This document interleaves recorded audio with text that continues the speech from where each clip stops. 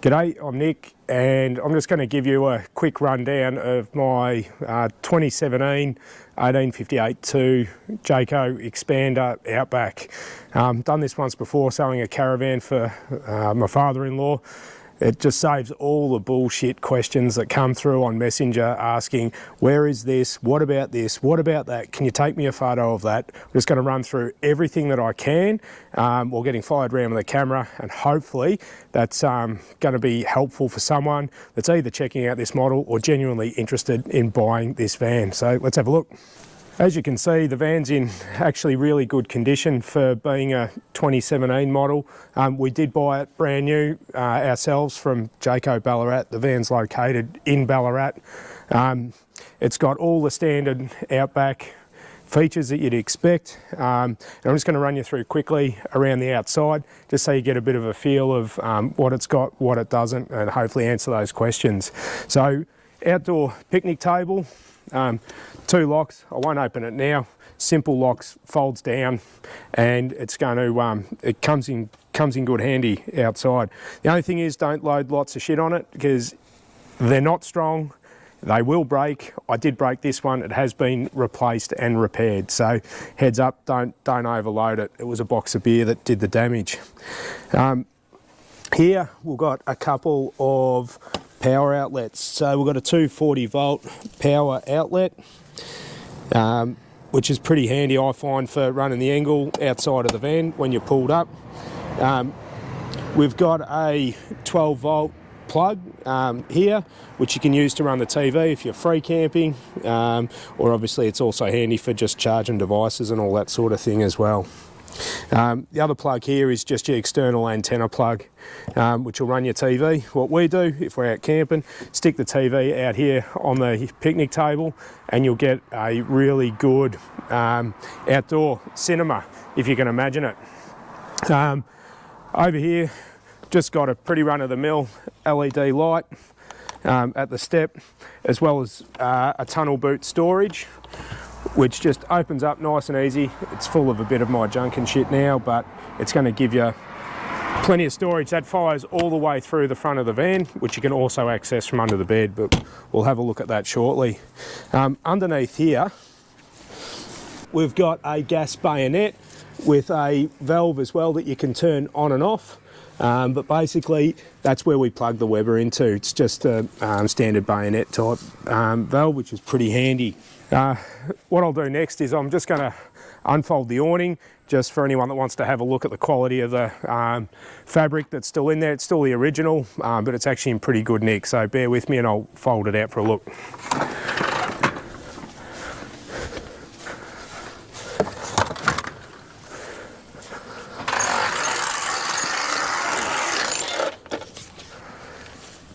So if we want to have a look at this,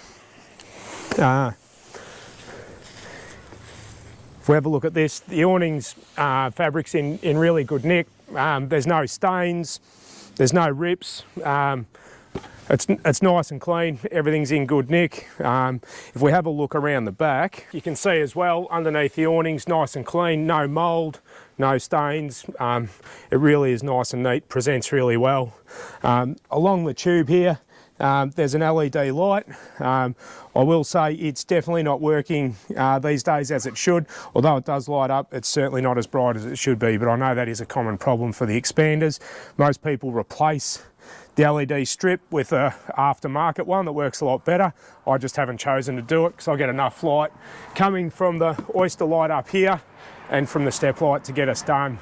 Probably the other thing to point out while I'm under here is we've got a couple of Fusion outdoor speakers that run off the Bluetooth head deck that sits inside the van, and we'll have a look at that in a minute. Righto, so next thing we're going to have a look at is the trailer plug. So she's a 12-pin plug.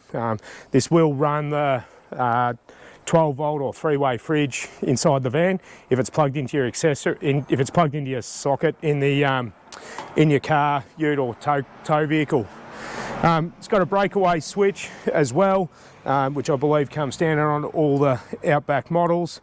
We've got over here, we've got a external tap, which is pretty handy, as well as In underneath here, we're rolling 2 9-kilo gas bottles as well as diesel storage for the diesel heater, and it's a pretty easy flick between the two to run. Probably the coolest bit of gear that's on this Caravan is the ISI bike rack. This thing's an absolute pisser. You can fit 4 bikes on here. We originally started with 2 adult bikes, 2 kids bikes. Now we've basically got 4 adult bikes on there. The hoops that sit here are all fully adjustable, so you can adjust them, slide them, make them suit exactly what your bike tyre diameter is, and they're spacing apart, which is really cool. I'm actually going to do a quick demo of how quickly a bike goes in and comes out, because I know people are going to ask about this, and it is a cool bit of gear. The other thing that I've got too is the actual tongue. Rather than using the mount here, if you decide you want to mount this part of the rack into your tow bar to cart bikes around on the back of a ute, 4-wheel drive, whatever you've got, I'll actually throw that in as well, which is worth another few $100, maybe more. Might have even been 500. Anyway, I'll give you a quick run through it. All right, I'm just going to throw up one of the bigger kids' bikes. Wheels just drop straight into the rack. The hoops are set to suit this particular bike and is in exactly the spot it's in. And then all we do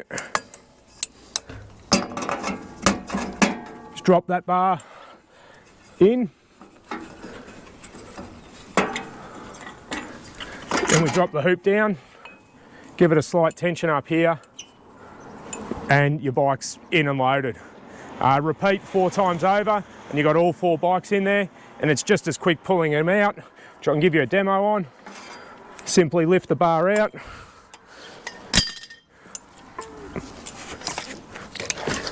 Bike comes off. Piece of piss, you're drinking beers at the camp before you know it. Righto, so I'm just going to show you how the rack actually folds over, which allows the expanding front end to expand out. But more importantly, you'll see where the real money is in putting one of these bike carriers on your van.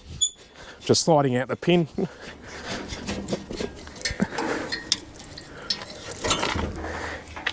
Once you fold this over,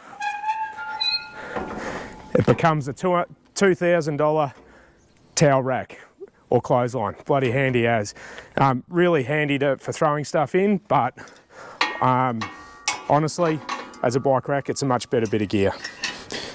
Okay, quick rundown now of just how the front expands out. Nice and easy. 2 locks, just give them a twist. Out it expands.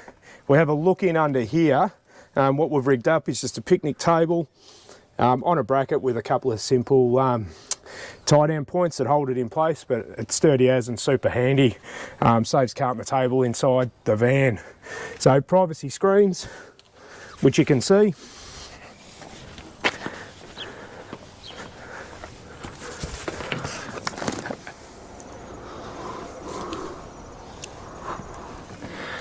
And it's just a matter of dropping the bed down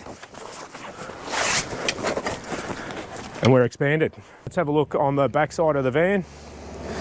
So we're same tunnel boot as the one we looked at the other side. This runs all the way through to the other side of the van, great for storage.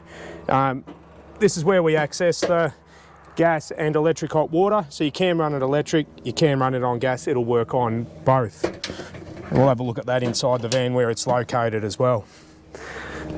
External power inlet, external RF inlet, and fill points sitting right here, which suit both 2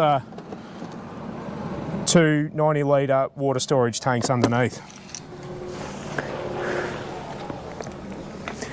I'll just do a quick demo of opening up the back end of the expander. Same thing, just an adjustable lock. Roof folds open, privacy screen drops down. Jump in underneath. Down comes the bed. All done, nice and simple, quick as. Camp's halfway set up. Let's go and have a look inside. Righto, we're about to go do the internal walkthrough of the van. One thing I did forget to chat about when we're going around outside is just the front door. It's actually quite handy with the fly screen. Door folds back like that, handle goes up, and then you've got the fly screen at the front, so works an absolute treat. Rules in my caravan, and my kids know it or they'll get their ass kicked. Shoes off before you go inside. Goes for the cameraman too. So we're inside the 1858-2 Outback. If you've been doing some research, you're probably familiar with the layout in here. If you haven't been doing your research, well, I'll give you the full tour as we go. We've got a really nice full height fridge and freezer. This is set to travel mode now, so the doors are locked open to air out. But essentially, nice big separate freezer, so you can keep your icy poles, all that sort of thing. Fridge is the same, it's separate again. Great fridge, heaps of storage.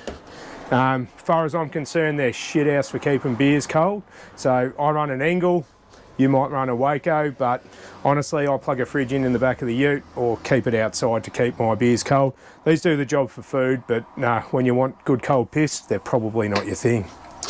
We've got a Fusion 4-speaker stereo, so you can plug a USB into it. You can have an auxiliary in to plug an old school iPod if that's what you're into. I always just use it for with Bluetooth, or it has an external TV aerial as well, which works really well. This is a TV that'll go with the van. TV can either sit freestanding. We tend to use it up here because it's easier to see, but you can also use it on this flexible TV arm as well, which you can pull out and flex it wherever you need to go around the van, which is a pretty handy bit of gear. For the TV as well, you've got an amplified TV socket that you can plug into as well, so all the leads and stuff that go with that will be included, and this TV can run on 12 volt too, so you can run it if you're doing a bit of free camping. So this is a handy little bit of gear. It's just your little monitor, and what it does when we give it a hit, it'll tell us how much how much charge is in the battery, how much water's in the tanks, and that's also where you flick your pump on and off, which is a 12 volt pump if you're doing a bit of free camping or being off the grid. Might as well give you a quick look at a couple of the cupboards. So there's good cupboard space all the way along. Toaster, kettle, frother for the coffee machines living in there, plates and cups and that sort of thing, which is pretty handy. Moving on over, we've got the range hood, which runs on 12 volt or 240 volt, as well as the LED light that runs that as well. You got a gas and electric stove, so 3 burners of gas, one with one electric, and also has a little grill in there as well. If you look at the grill, never been used in its life. We really try not to ever cook in here unless we absolutely have to. Couple of good drawers, so there's a good pot drawer that you can use. Down in this section here, which is worth a quick look, this is your control panel. So battery switch to switch things on and off, diesel heater control, as well as the water, the hot water on and off that you can flick on if you're running it on gas to monitor it. Having a look over here, we've got a handy little slide out rack. We just use that for all, herbs and spices and other bits and pieces, but it's a clever bit of storage. Same thing, storage under the sink, cutlery drawer, slide out drawer, heaps of storage. The hot water service lives in under here, which again, as I mentioned outside, it's gas and electric. 240 volt microwave. Don't bother asking the question, it does not run off the battery system. Over here we've got our detachable remote control panels which switch the lights on and off, which is pretty handy. Remote control for the air conditioning heater and cooler, which is a Truma air conditioner, works pretty well. Queen size bed up the front, which also has a power point tucked in around the corner. Good under storage underneath the beds, or sorry, underneath the little dinette. This actually folds down as well. You can sleep 2 small adults or comfortably sleep 2 kids if you drop that table down and fold it out, so it works really well too. More overhead storage, which is pretty handy. So this is the other thing that's really important for this model, which is the shower. So full size shower, and then the separate toilet and separate hand basin, or ensuite as you'd call it. The advantage in this model is basically having the separate shower and separate toilet basin ensuite. There's nothing worse, like we had with our old van, where the kids are going in and out using the toilet, they're walking in the wet shower, walking wet feet all through the van. So having the separate ensuite just makes all the difference in the world. Quick rundown on the bunks. Top bunk, bottom bunk. We only ever use it as a top bunk and leave the bottom set up as you see it as a dinette for the kids to sit down and use as their own space. The bottom does fold down into a single bed, obviously, which is pretty handy. Underneath here is where the diesel heater is, and I'll quickly unpack it. Which also has a deep cycle battery and all your battery management system just sitting in under there as well. Up the top here we've got good storage, which you can run your arm all the way down. Up the top, storage underneath the mattresses in the rear of the bed,